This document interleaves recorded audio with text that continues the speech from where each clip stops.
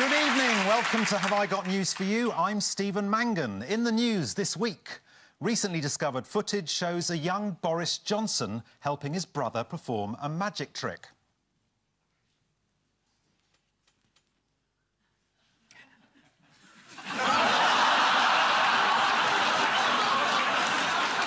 As BBC TV Centre finally closes its doors and iconic shows have to be made elsewhere, removal men carefully follow instructions regarding Jules Holland's piano.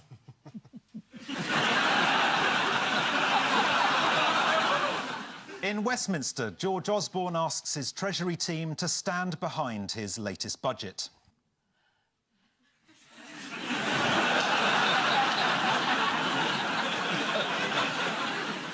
And in Cyprus, after his meeting with the Finance Minister is cancelled, Shadow Chancellor Ed Balls has 2 hours to kill before his flight home.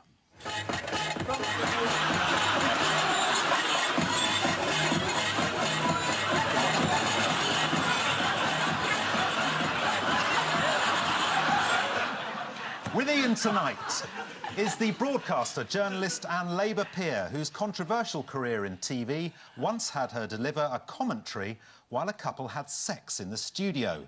Not a report on censorship, just the 1987 Newsnight Christmas party. Please welcome Joan Bakewell.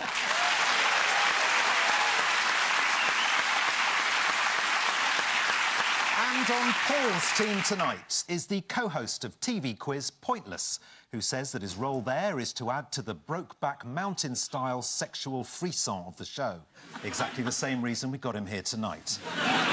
Please welcome Paul's bitch, Richard Osman.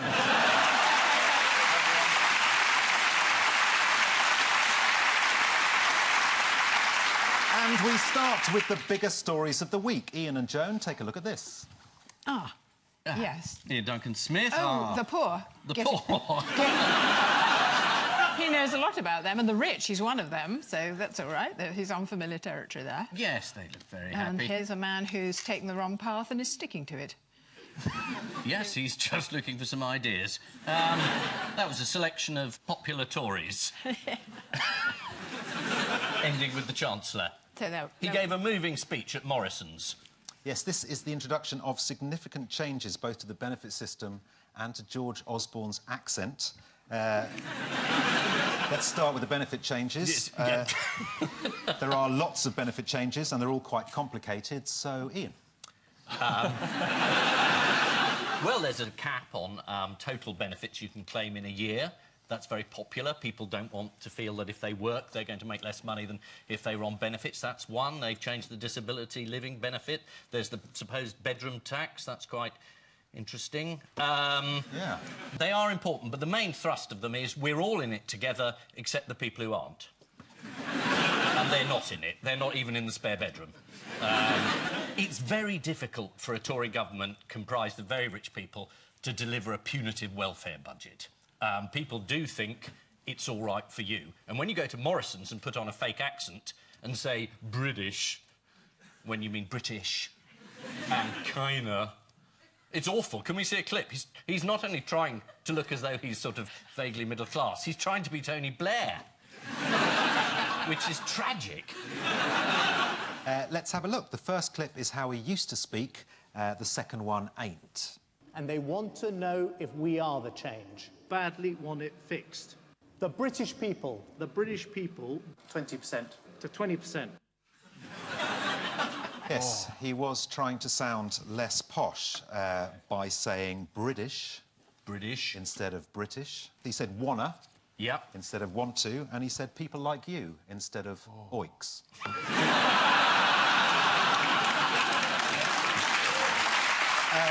Why is Morrison so popular with not comedians? I thought George Osman was a comedian for a minute. Why is Morrison's... Well, I'll start that again. Yeah. Why is Morrison so popular with politicians? Well, comedians are more popular than Morrison's. But it's because it gives them a chance to tell low-paid workers it's their fault. Yes. Morrison's. I don't know what it is with politicians and Morrison's. Yeah, what is it about politicians and I don't know. Morrison's? I don't know. I just don't either. know. George Osborne went to the Morrison's Distribution Centre in Kent to give a speech. Yeah. David Cameron went to the same place in March 2010. Yeah. Nick Clegg has been to a Morrison's in Norwich. And Ed Miliband was on special offer at a Morrison's in Camden.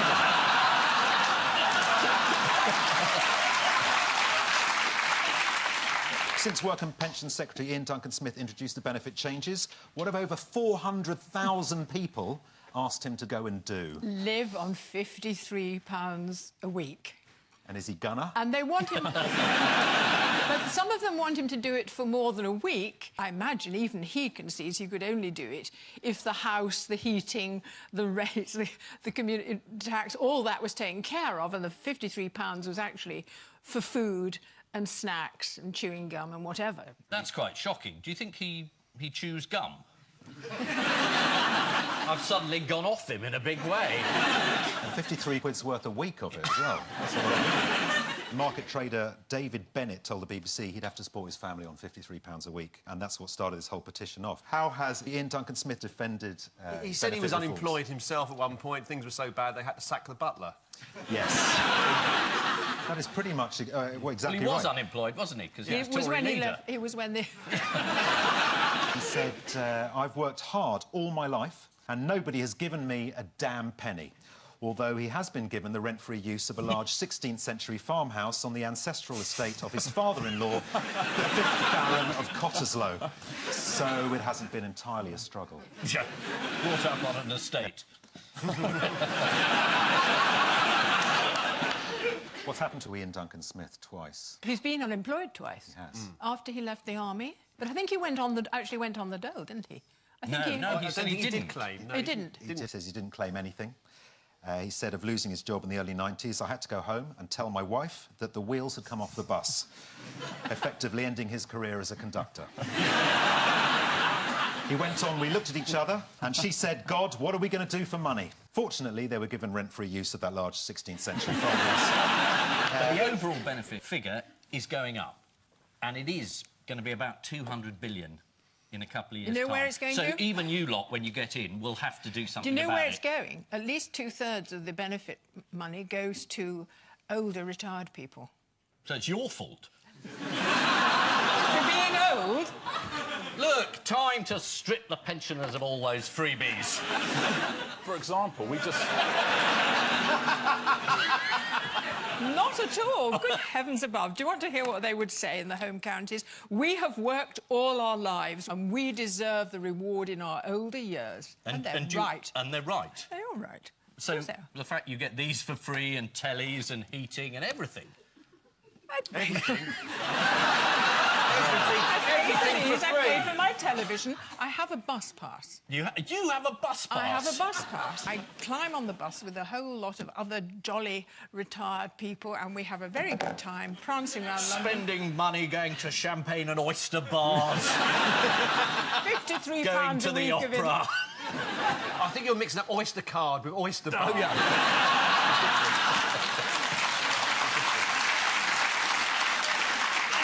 No, I was really shocked because this week The Guardian said, when are pensioners going to actually pay up?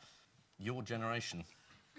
You know, there's a the Queen hideous, as well. there is a hideous attempt to create a war between the young and the old. Yeah. Oh, There's a that'd be awesome. real attempt to make... That would be awesome. Are you seeing a TV Would you like pilot that? already? Oh, if I can buy the rights, Joan, let's talk. There are versus more old. of us than there are of the young, of course. Yeah, there's more. That's what makes it interesting. That's There's right. more of you, but you're But less they're fit. quicker. Yeah, They're that's the quicker. thing. You've got the buses sewn We've up. got the Yeah. bus, got the bus franchise on our side. Yes, I can see the strategy. I can see it working quite well. Who would be your leader? I can't imagine. General Bakewell. I can see it now. I think it's Brucey, isn't it? Brucey? Brucey would be the leader. I thought you said, I think that's No, Brucey. I know that. Are you talking TV pilot now, or are you just talking Mass Revolution? Which way is it?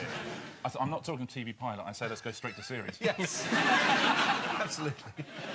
Now, of course, it's not just those on low income that's affected by the cuts. What's going to happen to those people earning over £150,000 a year? Well, they get a tax break. They get a tax cut. So that's nice. It's nice for them, isn't it? It's Yes. nice if they go to the opera. You need tickets. You're not going to go to many operas on £53 a week, are you? No. That doesn't get you far if you want to see Wagner's Ring, and I understand. I'm afraid the audience has gone lowbrow on you. Yes, the poor souls are getting their income tax cut from 50 to 45p. So, yes, another good news. The Queen is getting a £6 million pay rise. Hey. And Joan, you'll still get your winter fuel allowance, so it's all good news. I tried to send mine back. Did you? I rang them and said, I don't need this money, will you please take it back? And they said, we have no mechanism for retrieving it. I will take it over if you... Well, strange you should say that, because they set up a charity to receive the £200 cheque. It was the only way to do it. They've got the warmest offices in London. But the Queen has got so many spare bedrooms. Yes. All her kids have left home. Surely she owes us £6 million in bedroom tax. She must. Because she's on benefits. She's not. She's state-funded. Finally, what else has been abolished this week to be replaced by 7 new ones? Oh, the class system has now been abolished. Is that it? That is right, The yes. upper middle working old sociological format that they devised back in the 1940s is now 7. Has anyone taken the test? Right. Good. How many of you were elite? No one. Come on. Just because you lied. Established middle class? That sounded Here, established to me. Traditional working class?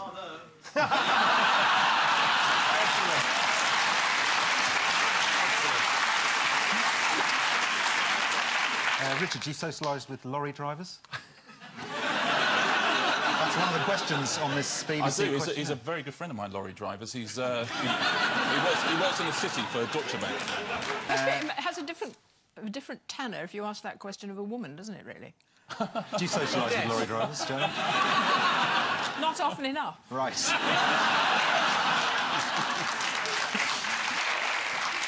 One of the questions is, do you like classical music? And if you like classical music, it tends to move you towards the elite group. Well, I think that's an outrage. How patronising to suggest that everybody who likes classical music belongs to a certain class. True, though. A love for... I ticked the box that said hip-hop.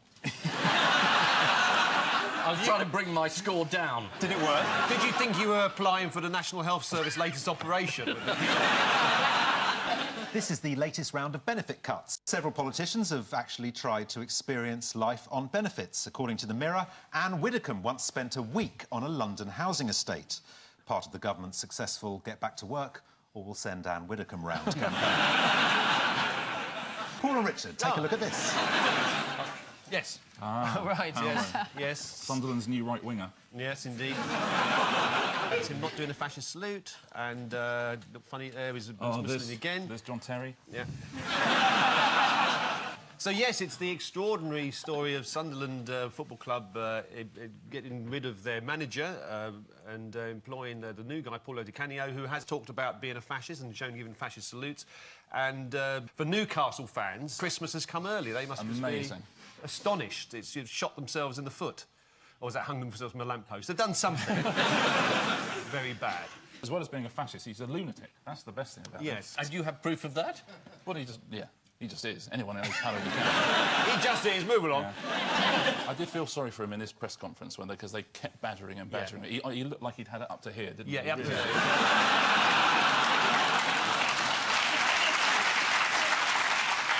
But he said, I'm a fascist, I'm not a racist. Yes. Which, you know, that's fine, clearly. Well, that's like John Terry, for example, is not a fascist. So, this press conference... Yes. How did Paolo Di Canio attempt to draw a line under his political beliefs? He rounded everyone up and shipped them out. What he did was he said, I am not a political person. I believe him. This might not be a political statement. It could be just him waving. And this could just be him stretching. And this could be him doing an impression of emu. Anyone know where Di Canio is here in this photo? That's him there. That's him He's there, right in yeah. the middle. Oh, no, not where is he in the photo, but where... As we get older, the questions get easier, don't they? Is this a funeral of a prominent right-winger? It is, yes. A well-known Italian fascist who was linked to a terrorist attack in Bologna. And here are Paolo's fellow mourners, who I think are just giving a nice synchronised goodbye wave. Paolo Di Canio called Mussolini basically a very principled, ethical individual, not to mention a midfield general, not afraid to shoot, who could also hang in the air by the post. But behind all this, what really matters is the person behind the beliefs. Is he a nice man to his players? No. Yeah, he's not great. No, he isn't, no. Because he was at Swindon, wasn't he, before? Yes. It doesn't garner the same amount of attention. No, it's a bit like invading Czechoslovakia. You've got to invade Poland before people take any notice.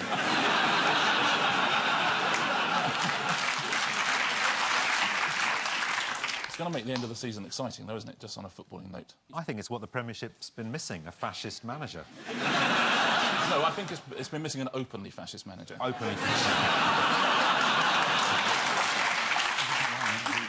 Yes, he likes kicking his players.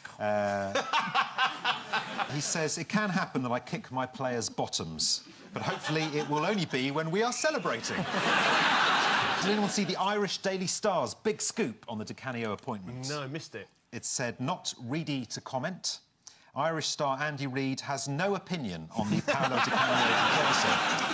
Forest Ace Reid, 30, played for Sunderland from 2008 to 2011. A family member told the Star, Andy has left Sunderland. He wouldn't have a say on what's going on.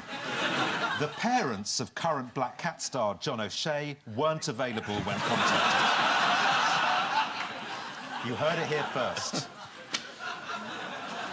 And what's all this got to do with David Miliband? He was the deputy chair and he resigned in protest. He does happen to be going to New York anyway. How do we feel about losing a Miliband brother to the States? Not as good as his brother Ed does. Yes, now Miliband's resigned as MP, we'll probably never have the chance to see that old embarrassing photo of him ever again, will we?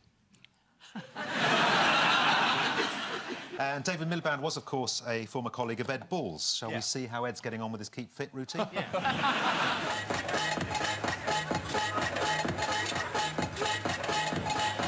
Actually, you've missed something, because behind him, on the right-hand side as we look, is David Miliband.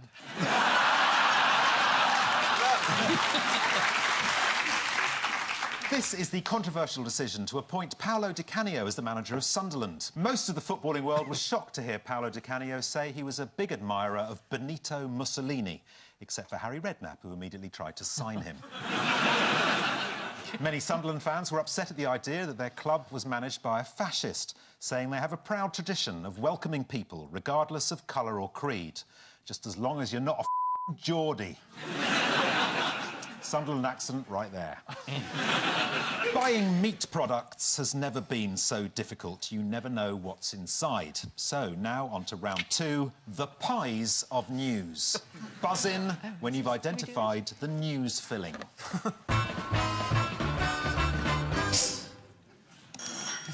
Ian. That's the winner, the Grand National. This is horse meat found in products, including one which is meant to be fish. Is that right? Not quite, Ian. Fish is the new thing that's being missold. According to Mark Drummond from the National Federation of Fish Fryers, it's more of a problem with wet fish.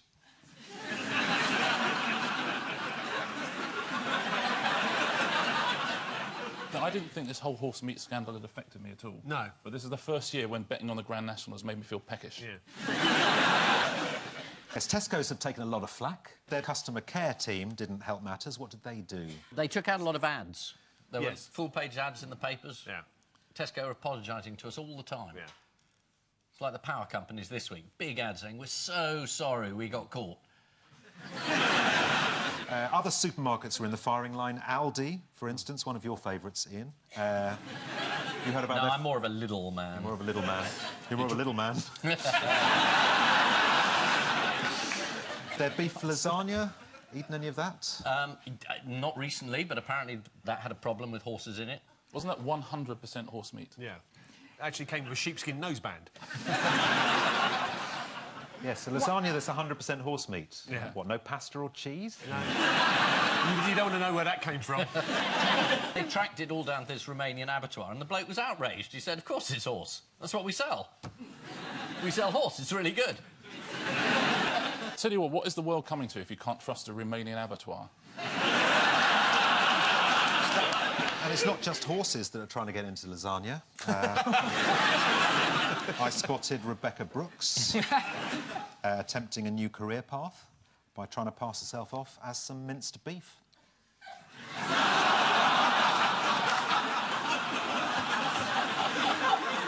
Yes, it's yet another week for vegetarians to feel smug.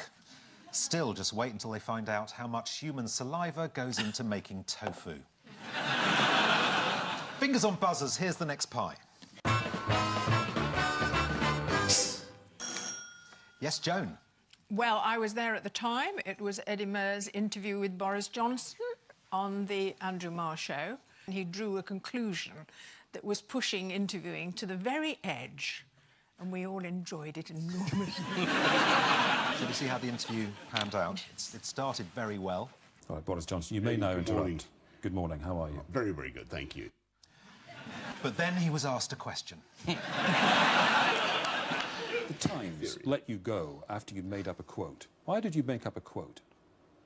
Well, this again, you know, these are big terms for what happened. Well, I can tell you the whole thing. I mean, I think you sure our viewers wouldn't want to hear more about well, how right. If you don't want to talk about the made-up quote, let me talk about it was a long and lamentable story. Okay.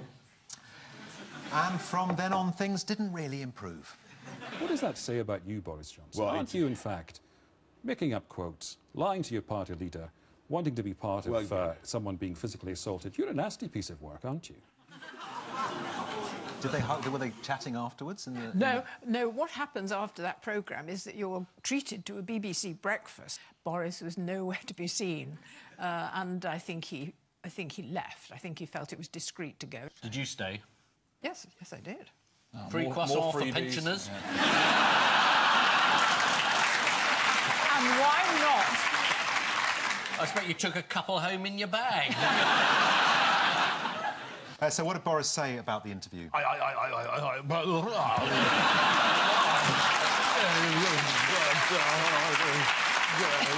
Is this being recorded? No, he was rather surprised because he was expecting to talk about how wonderful he was in the documentary, and he got caught out. And he said he recovered.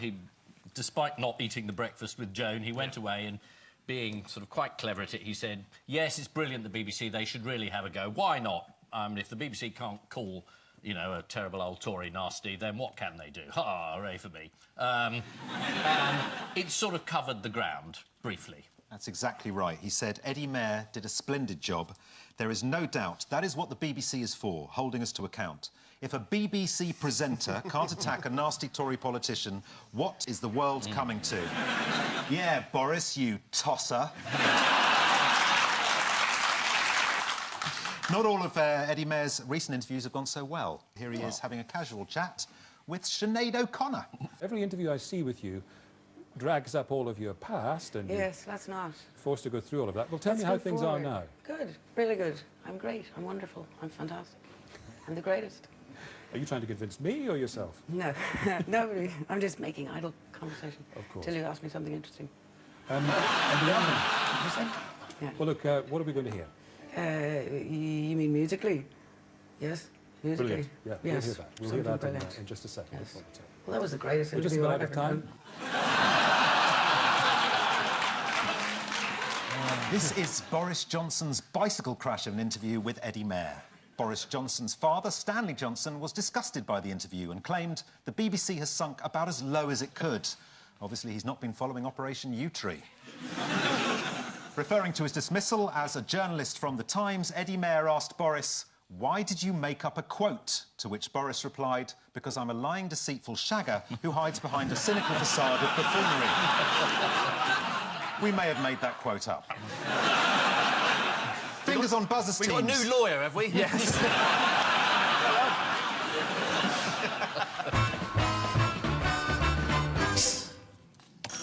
Oh. Yes, Ian. It's the Hoons, and they've gone to jail. She took his points for driving, and that was many years ago. And then when he left her for his mistress, she remembered that he'd broken them. And she was overcome by a great sense of citizenship and went to tell the police, who prosecuted him. And then prosecuted her too. And here he is, stood outside the court. Some of these lenses aren't very efficient. You have to get... I think it's a great will they, won't they story.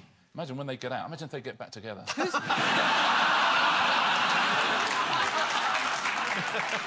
you think somebody's... You're going too fast for me. This is all so sudden. I've quite a lot of sympathy for her, because he was a rat. But I think you find a lot of women feel absolutely outraged by what has happened to them. They do all sorts of mad and ill-advised things, like cutting up their husband's suits or pouring their wine down the drain. But I've got some sympathy with that. Yeah. The best wronged wife story I ever heard was she had all his clothes taken in by 1.5 inches. Did you hear what The Sun had to say about Chris Huhne after the sentence was passed? The jailing of Huhne dramatically ends one of the most rapid rises in modern political history. Yes, he fought his way to the top through the massed ranks of literally 11 Lib Dem MPs. In her emails to the Sunday Times journalist Isabel Oakeshott, what did Vicky Pryce say Chris Huhne could never get over? Not beating Clegg. Is right, yes. She said he never got over the fact that he was only very marginally defeated by Nick Clegg, and it was partly because Clegg is better looking. I have to say I disagree. Chris Huhne. Because he's a very bad man. You'd take his points, wouldn't you? I would take his points all day long. This is the case of Huhne versus Pryce, the chattering class's answer to the Jeremy Kyle show. Chris Huhne was married to Vicky Pryce for 26 years. He now has a bisexual lover. And when he leaves prison, he's also got Karina Trimmingham. It was a long way to fall for the former deputy leader of a political party to end up in Wandsworth Prison. With its fearsome reputation for harassment, molestation and sexual predators, Huhne will be glad to leave the Lib Dem party behind. Fingers on buzzers, here's your next pie.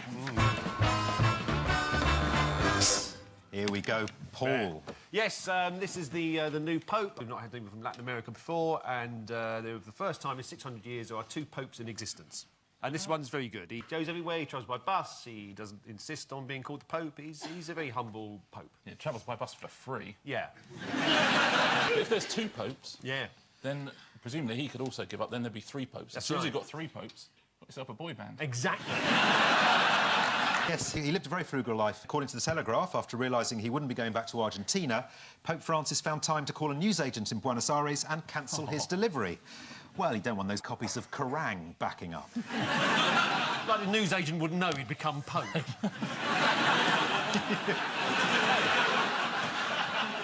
Well, I think they were very pleased in Argentina. Here's a woman reacting to the news that he's become Pope. Argentina, levántate y anda. Y hoy Argentina se ha levantado. Gloria a ti, Señor Jesús. And here is the reaction in London.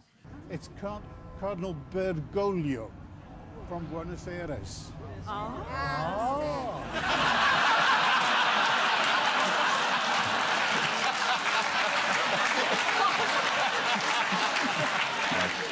David Lammy, the Labour MP, was furious at the BBC's coverage. Yes. Do we know why? Yes. He believed that if they picked a black pope, we would see black smoke coming out the chimney, and if it was a white pope, we would white smoke, we'd see a white pope. He didn't understand this thing that's been going on for 2,000 years. Exactly right, yes. He was annoyed by a BBC News tweet that said, "Will smoke be black or white?" And he responded, "This tweet from the BBC is crass and unnecessary. Do we really need this silly innuendo about the race of the next pope?" Wow. Do we know why popes take a different name when they're elected? To protect the innocent. It dates back to 533 AD, when the new pope thought his name, Mercurius, was too pagan-sounding, although his next choice, Bicurious, caused even more problems. As well as a new pope, we also have a new Archbishop of Canterbury. According to The Times, he marked his enthronement by saying, "Some gay couples have loving and monogamous relationships of stunning quality." Nice to see him reaching out to Catholic priests. Time now for the odd one out round. One between you this week. Your four are North Korea's military machinations, a landscape of lies starring and... Oh, blimey, the pictures are going so fast. North Korea's military machinations, a landscape Machinations? of... Yes, that's right, thank you. I just thought I'd missed the new word, machination.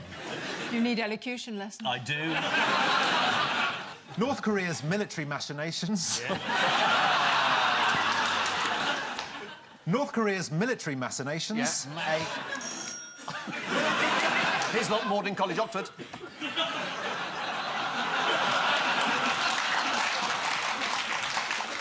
Is it machination? Mash, like mash. Mash. North Korea's military machination.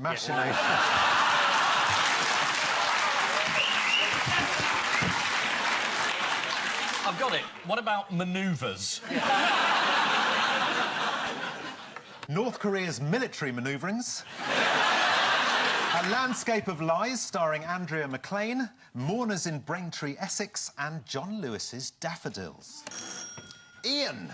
This is to do with faking it, because the North Koreans had a big military exercise of amphibious vehicles and released photographs of this brilliant, frightening event, and they'd photoshopped about half of them in to try and make it look better, because we're meant to think North Korea is incredibly scary. Maybe most of North Korea's arms are made of Lego.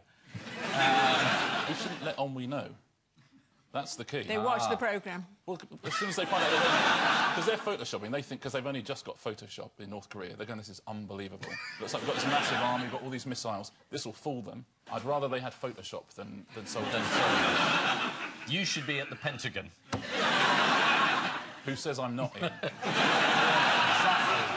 So, yes, what's the odd one out? Right. This doesn't look very convincing here as a piece of grieving, does it? It looks highly active. Is it actors doing it? Oh, he hired some mourners. Yes. They're not real mourners. Yes, that could well be right. So, which is the odd one Oh, out? well, the John Lewis daffodils are fantastic. They look like daffodils, but you don't have to do anything and they don't die. Well, because I don't know who she is and what she's doing, I think she must be the You don't know who That's her answer. You don't know who Andrea McLean is? No. I'm on the wrong show. She's From a Loose loose Women. A loose woman. Well, if you were in the House of Lords, I would expect you to know. Because what if it comes up? It's not a quiz, the House of Lords. They have... they have debates. No, but you'd be surprised. There was a big issue last week when we were pressing for an amendment. We were likely, the Labour, with the Lib Dems, were likely to defeat the Tories. They ran Skyfall in a room upstairs. So the Lords were occupied. They all came in, were given this film to watch, and then when the bell went, they all turned out in the lobby and defeated us. It is an old people's home, isn't it? They are all fake, apart from the film A Landscape of Lies, which, unbeknown to its star, Andrea McLean, was intended to be a tax dodge, never to be made, but ended up having to be made to throw the authorities off the scent. How did they pull the wool over the taxman's eyes? Well, they made a little bit of it. Well, you weren't in it. I wasn't in it, no. I did go up for it. But... yes, no, it's a bit like Argo, if you've seen that film. They faked scripts, they forged documents, they claimed the film would star Hollywood A-listers such as Jeremy Irons and his wife, Sinead Cusack. North Korea's latest warmongering... Oh, that's it. Joking aside, North Korea has been threatening an all-out nuclear war. Anyone worried about that? No. No, Richard's not worried. Good.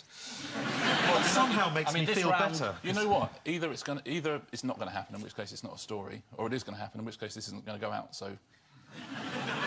needn't detain ourselves, need we? It's a win-win, almost. Yeah. That's the way to look at it. Win-win, of course, is North Korea's head of defence.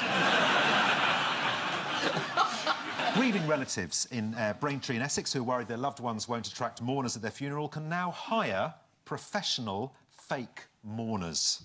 Do you know why you might need to rent a mourner? Well, because you haven't got any friends. Yes, that's probably right. £45 for one mourner for 2 hours is the going rate.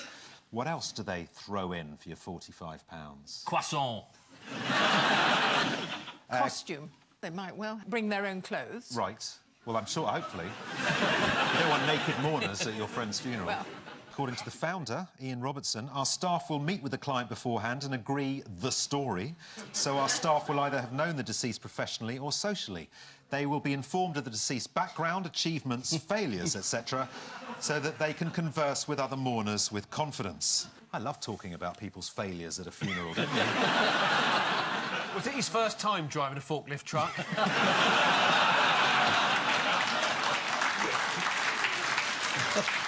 On the subject of fakery, can anyone tell me what the scandal is lurking in this clip?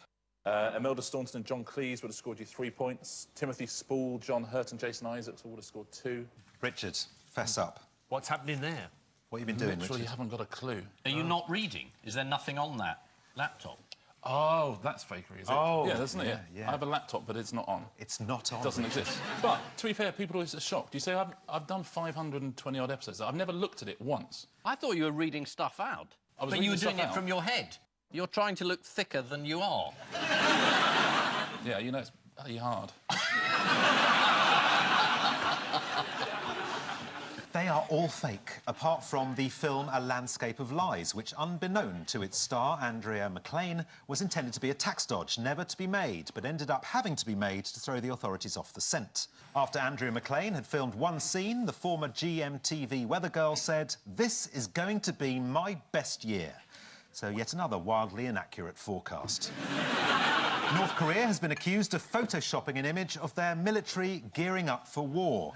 The photo was released from North Korea's capital, Pyongyang. Coincidentally, the noise made by the rubber band on their nuclear missile launchers. Time now for the Missing Words round, which this week features as its guest publication, Paperweight Collector's Circle. You can't miss it in the shops. It's always on top of all the other magazines. Can we start with Arthur Rubloff's What is What? I think I know this one. Arthur Robloff's ass is hot. That's the Is wrong that answer. in the personal section of Paperweight Circle? It's the wrong answer, but don't stop. Arthur Rubloff's collection of paperweights is unique. It's almost right. I'm going to give you that. Arthur Rubloff's glass paperweight exhibit is doubling in size. Next, farmer using rock to press ham what? Is it farmer using rock to press ham doesn't understand the rules of rock, paper, scissors? Discovers it's a meteorite? Is the right answer. Brilliant. Farmer using rock to press ham discovers it is a meteorite worth $5.3 million. And then uses it as a paperweight. The Spanish farmer who owns it hasn't decided yet what he'll buy with the money. Possibly Spain. Next, hagfish slime what? Seek similar, must have good sense of humour. I think I know this one. It's a fashion thing, isn't it? So, like, latest fashion or something, you wear it, essentially. Yes, is the right answer. This is the news that hagfish slime may be the clothes of the future. BBC News interviewed hagfish expert Tim Weingard, a researcher at the University of Guelph in Canada, studying the fibres found in hagfish slime. And the good news is, ladies, he's still single. Next, golfer takes a what in his pants? Wedge. It's not a tricky 12-incher, is it? A birdie, an eagle. An eagle? That would be a good story. Might be owl. Oh, Takes Takes an owl in his pants. Yeah. A 2-week holiday? Yeah, the answer is golfer takes a putt in his pants. Next, what has rhythm and taste for disco music? Is it Ian?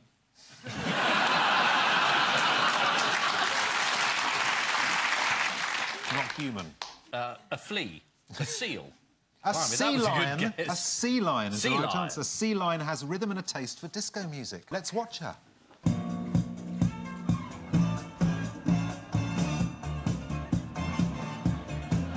Will it do something else? Is that it? That's all she does, yeah.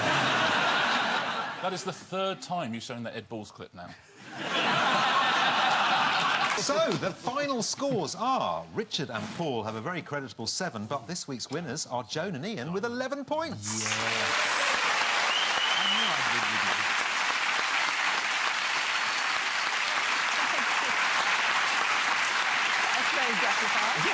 But before we go, there is just time for the caption competition. Is it Cabinet can finally meet in peace as George Osborne enjoys the activity table?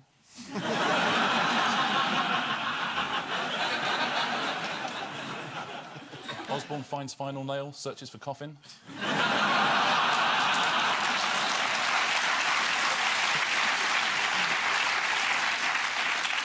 On which note, we say thank you to our panellists Ian Hislop and Joan Bakewell, Paul Merton and Richard Osman. And I leave you with news that in West London, a journalist from Hello magazine waits to interview Richard Osman in his lovely new home. Having been found guilty of tax evasion, one man learns that his cell will overlook the women's prison next door. And as presenters gather to mark the closing of TV Centre, John Sargent bravely faces the world after an attack of mumps. Good night.